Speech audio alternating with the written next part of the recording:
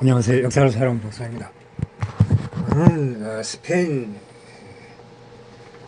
카를로스 1세가 민주화 과정을 한번 알아보겠습니다. 카를로스 1세는 바르셀로나 백작 호환의 아들이며 1938년 이탈리아 왕국 로마에서 태어났습니다. 당시 알폰소 13세 일가가 스페인 내전 때문에 로마의 망명에 있던 상황이었습니다. 1947년 프란시스코 프랑코는 명목상 스페인의 체제를 왕정으로 돌려놓고 섭정이 되었습니다. 자신이 사후 국왕을 옹명할 것임을 선언하였습니다. 원래는 함스부르크 가문의 수장인 오토폰 함스부르크가 선택되었고, 프랑코는 1961년 그에게 공식적으로 왕위를 제안했지만 오토폰 함스부르크는 거절하고 스페인 왕위 계승서열 1위인 바르셀로나 백작 호환을 추천하였습니다. 계승서열을 들어가면 호환 칼로스 1세의 아버지인 바르셀로나 백작 호환이 왕위 계승자가 되어야 하였습니다. 프랑코는 그의 자유주의 생각을 버렸습니다. 호환 백작은 프랑코와 대립했지만 아들이 스페인에서 그 돌받기를 희망하였습니다. 프랑코는 왕위 계승자 후보군을 늘릴 필요가 있었습니다. 이에 호환 백작은 호환 칼로스를 1948년 프랑코와 동치하는 스페인으로 보냈습니다. 프랑코는 호환 칼로스가 어릴 때부터 그를 신경 써서 교육하였습니다.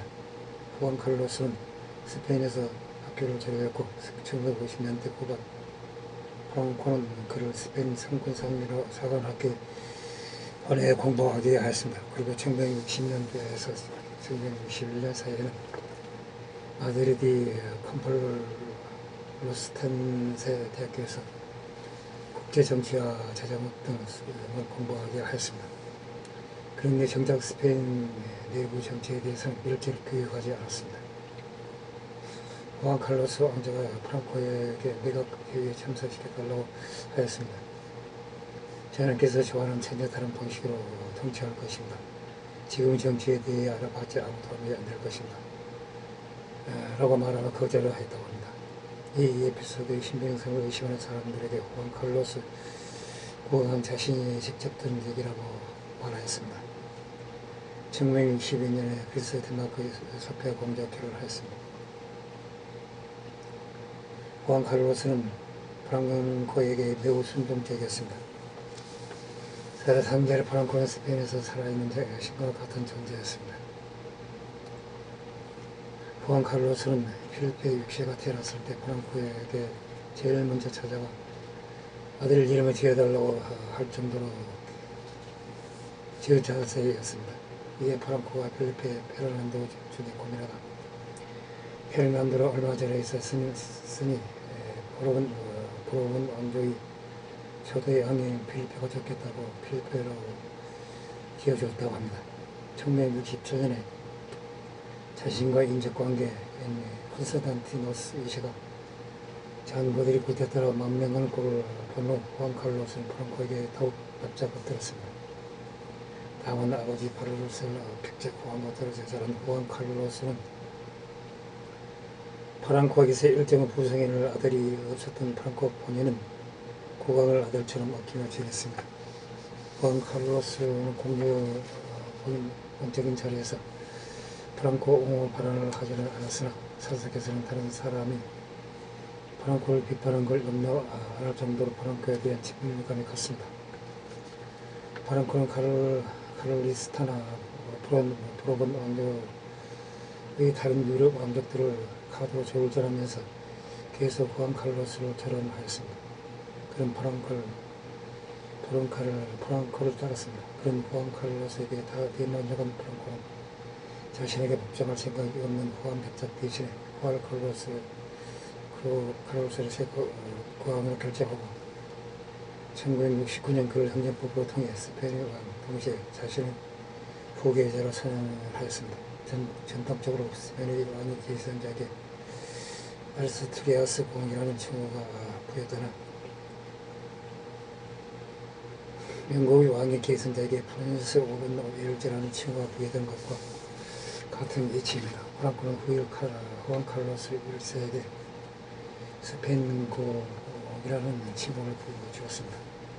프랑코와의 협상 카드로 스페인에게 큰 아들을 자신의 뒷담수를 치고 왕위를 물러봤던 알게 된 후안 백작은 길길이 뛰며 아들이 왕위를 인정하지 않았습니다. 이때에도 프랑코에게 후안 칼로스는 단순한 얼굴 마당에 불과하였습니다. 실제 프랑코가 자신을 후계자로 대정했던 자는 스페인 내전 이후 한가해온 그의 측근들했던 해군 연수 루이스 카레로 블랑코에 제작했습니다. 프랑코는 그 1973년 수상에 임명하여 후계자 과정을 밟게 하였습니다. 스페인 국민은 후안 칼로스를 두고 애송이라며 공공연하게 웃었습니다. 그런데 모스크 불의자 단체들의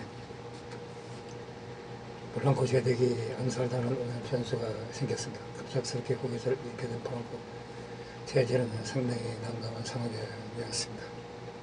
결국 프랑코는 탄산한 얼굴 마당으로 내셨던 후안 칼로스를 진정한 프랑코 제재의 후계자로 삼을 수밖에 없었습니다.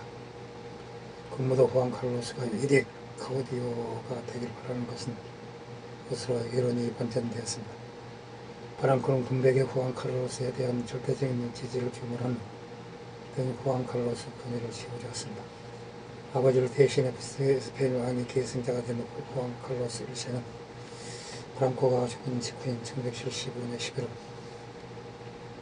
20일을 등극하여 보르본 왕조를 복병하였습니다. 군주제 내각으로 과거 프랑코가 임명했던 아리아스 나바로 내각이 위임되었습니다.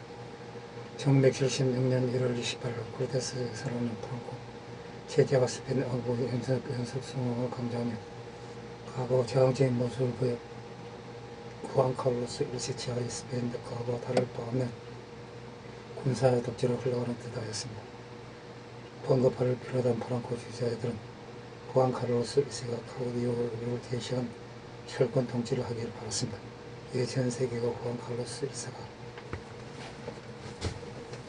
어떤 통치를 할지 주목하였습니다. 당시 스페인은 아들에서만 20만 명이 파업하였고 2,400개의 단체가 파업을 일으켰습니다.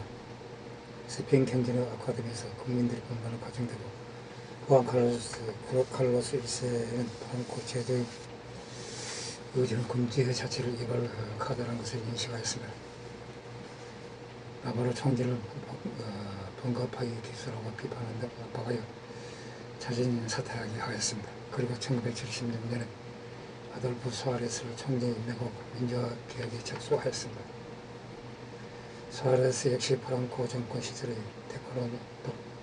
테크노크라이였으므로 민주주의 세력은 처음엔 수아레스의 총리에 임명해 독재 체제 유지를 위한 뭔가리고 앙한 글씨라고 생각하였습니다. 수아레스는 주권 제민의 원칙을 증명하고 정치 개혁을 위한 국민투표 좌파 정당, 사회노동당 및 공산당의 합법과 같은 다당제 민주화를 위한 총선 실시를 약속에 실망을 드러내던 민주주의 세력이 수아레스 내각을 다시 돌아보게 하였습니다. 그리고 프랑코 좌주의 코르테스 해체를 주장하는 본격적으로 프랑코 제재 해체를 법에서 법을 통과한 제재 안에서 개혁의 방식으로 추진하였습니다. 한편 그때까지도 스페인 왕위를 추종했던 바르셀로나 백작고와는 아들이 민주화 노력을 보고 아들을 스페인의 국왕으로 인정하면서 왕위 계승권을 포기한 후안 칼로스